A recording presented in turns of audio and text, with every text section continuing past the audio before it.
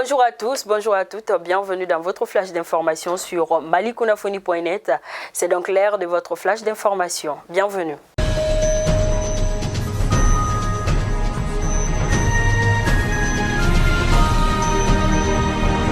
Suite au placement sous mandat de dépôt de leur président, l'ancien Premier ministre Soumeylou Boubèye Maïga par la Cour suprême, jeudi dernier 26 août, dans le cadre de l'affaire de l'acquisition des aéronefs et de fournitures aux forces armées maliennes des matériels d'habillement, de couchage, des campagnes et d'alimentation, le Mouvement national des jeunes, celui des femmes de l'ASMA CFP, la plateforme des amis, les clubs et associations de soutien à Soumeylou Boubèye Maïga ont tenu hier 1er septembre au siège national du parti un point de presse. Puis, en effet, depuis l'attaque meurtrière du 8 août qui a visé des localités relevant de la commune de Ouattaguna dans les cercles d'Ansongo, région de Gao, la situation devient de plus en plus catastrophique au niveau de cette zone. Déjà, on enregistre près de 600 ménages qui se sont déplacés vers d'autres localités plus sécurisées de la région de Gao. Selon nos sources, certaines de ces localités qui abritent ces déplacés ont largement dépassé leur capacité d'accueil. Les groupes armés non identifiés ont dynamité dans la soirée du mardi 31 août au mercredi 1er septembre le pont de Yawaganda à une dizaine de kilomètres de Badiangara, empêchant du coup l'approvisionnement de certaines localités de l'intérieur. La destruction de ce pont qui relie la ville de Badiangara à celle de Sévaré porte un coup dur à la bonne circulation des personnes et de leurs biens. Elle porte également un énorme préjudice à l'économie locale, d'autant que c'est l'une des voies les plus fréquentées pouvant relier plusieurs localités des cercles de Badiangara, Bankassa et entre autres. Et les auteurs de ces forfaits n'ont pas été décrits, mais leur mode opératoire simile à des précédentes opérations dans le même secteur, laisse penser à un acte terroriste. Hier, aux environs de 17h50, à l'entrée de Dansa, entre Boni et Douanza, sur la RN7, un véhicule d'un convoi de FAMA a sauté sur un engin explosif improvisé. Le bilan provisoire est de 2 morts et 4 blessés.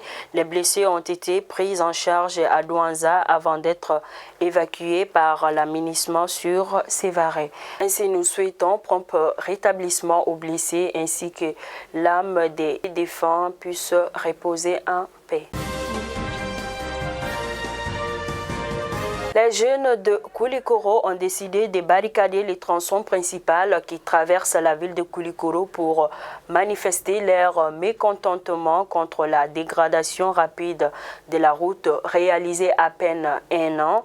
Les policiers, sous l'ordre des autorités communales, ont voulu empêcher la manifestation. Ces faits, l'altercation entre la jeunesse et les policiers ont conduit à l'arrestation d'une dizaine de jeunes arrêtés, dont le président communal de la jeunesse de Koulikoro. La tension n'est pas prête à s'abaisser puisqu'une grande mobilisation se prépare pour un sitting devant le commissariat. Quant aux autorités locales, ils appellent au calme et à la retenue. Des agents de la CMDT, compagnie malienne de développement du textile, ont été enlevés hier à Diora, dans le cercle de Tomiyan, région de San. Les 2 personnes ont été enlevées en pleine foire hebdomadaire. L'information a été confirmée par le sous-préfet de la localité.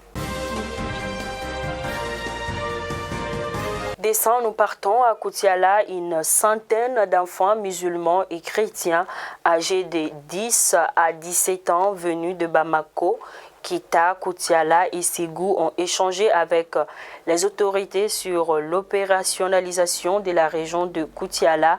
Pendant 10 jours, ils mèneront des activités spirituelles, culturelles, touristiques, artistiques et sportifs. Ainsi, les activités s'inscrivent dans le cadre d'une colonie de vacances.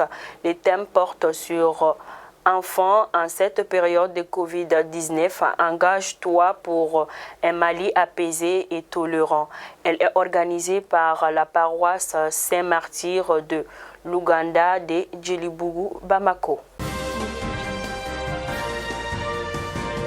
À présent, les actualités hors de nos frontières. Les 5 ministres de la Défense du G5 Sahel se sont réunis du 31 août au 1er septembre à Niamey avec la reconfiguration de la force Barkhane et les attaques incessantes des djihadistes dans la zone des 3 frontières.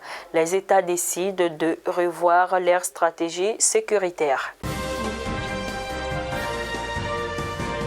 En Côte d'Ivoire, une émission de télévision diffusée en direct il y a 3 jours a provoqué un tollé sur les réseaux sociaux. En effet, l'animateur de la chaîne privée NIC avait invité un ancien détenu condamné pour viol à faire une démonstration d'une agression sexuelle sur un mannequin en pratique, accompagné par les rires et les applaudissements de l'animateur et du public.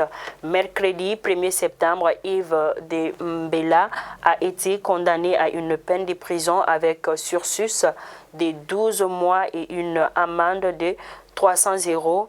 Une victoire pour les associations ivoiriennes de lutte pour les droits des femmes qui se battent intensément ces dernières années contre la culture du viol.